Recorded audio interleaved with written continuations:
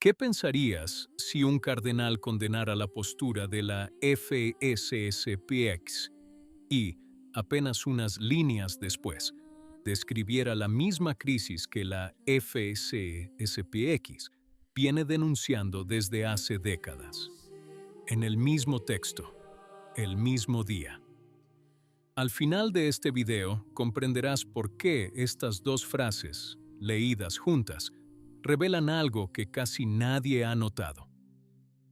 Una paradoja que el cardenal Robert Sarah no intentó ocultar y que podría ser la clave para comprender hacia dónde se dirige la Iglesia. El cardenal concedió una extensa entrevista a la revista francesa La Nef. Los temas tratados fueron la crisis doctrinal, el regreso del paganismo a la Iglesia, el Concilio Vaticano II, el pontificado de Francisco, la FSOSPX y el futuro bajo el pontificado de León XIV. Comencemos con el aspecto más relevante. Las consagraciones episcopales de la FSSPX, programadas para el 1 de julio en Ecón, sin mandato papal, son, según Sarah, una situación objetivamente grave. La fidelidad a la tradición no puede separarse de la comunión jerárquica con Roma. La liturgia pertenece a la Iglesia, no a los partidos políticos. Esto no es nuevo. En febrero de 2026, Sarah ya había publicado un llamamiento directo a los fieles de la FSSPX, pidiéndoles que no procedieran con las consagraciones. Esa carta era un llamado a la obediencia.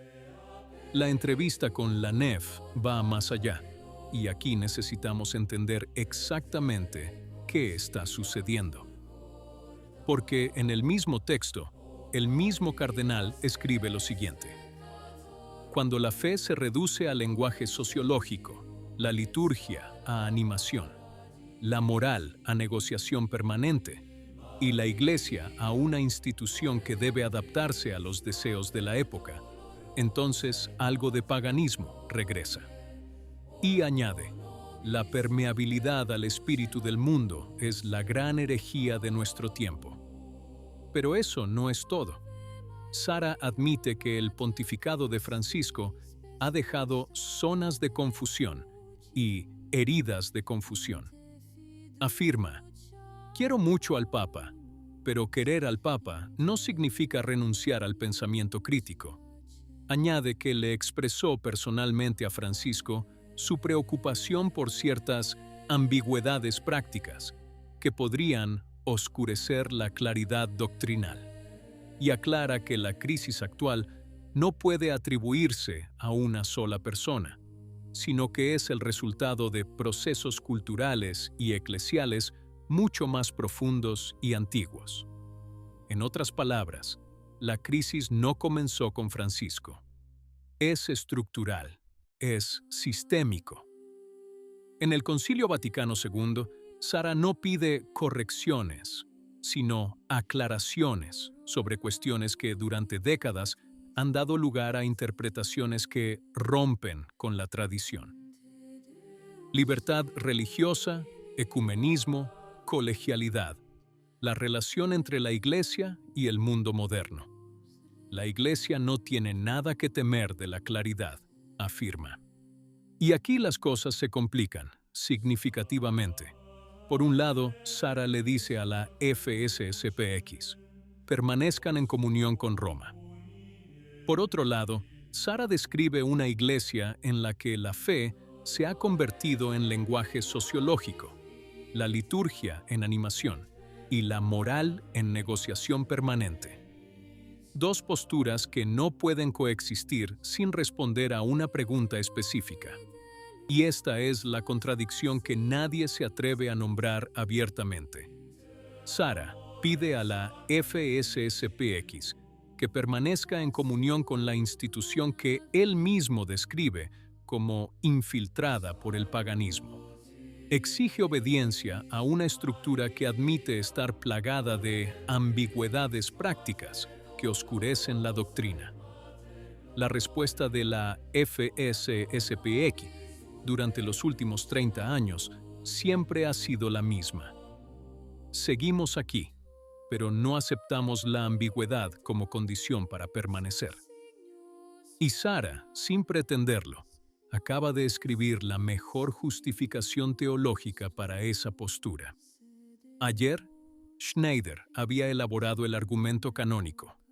El canon sobre las consagraciones episcopales no se clasifica entre los crímenes contra la unidad de la Iglesia, sino entre los crímenes contra los sacramentos. Hoy, Sara desarrolla el argumento teológico que lo completa. Exigir obediencia absoluta a estructuras que generan ambigüedad doctrinal no es lo mismo que exigir obediencia a Cristo. Los dos obispos no se contradicen, sino que se complementan.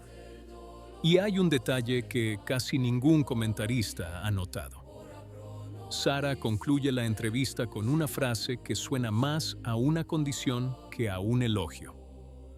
Si este pontificado ayuda a la Iglesia a redescubrir una mayor claridad doctrinal, una mayor profundidad litúrgica y una mayor paz interior, habrá prestado un gran servicio a los fieles. Todo tradicionalista sabe que esas tres palabras, claridad doctrinal, profundidad litúrgica, paz interior, son precisamente las tres cosas que la FSSPX conservó durante 38 años, mientras el resto de la Iglesia las perdía. Y aquí surge la pregunta incómoda. ¿Quién tiene razón, el diagnóstico de Sara o su receta? El diagnóstico indica: hay paganismo en la Iglesia, se ha perdido el sentido de Dios y existen áreas de confusión. La prescripción dice: permanezcan en comunión, no realicen las consagraciones. Pero si el diagnóstico es correcto, ¿basta con la receta médica? No es casualidad que, precisamente en estos días, la FSSPX haya lanzado el tráiler de Traditio, una serie documental de 3 partes que, durante los próximos domingos, mostrará a los sacerdotes, seminarios, escuelas, misiones y apostolados de la sociedad. 25 días después de Econe. Un documento visual que responde sin palabras a quienes los acusan de estar aislados del mundo. Aquí estamos, en el momento que les prometí al principio. Sara tiene razón sobre el diagnóstico. Los datos lo dicen todo.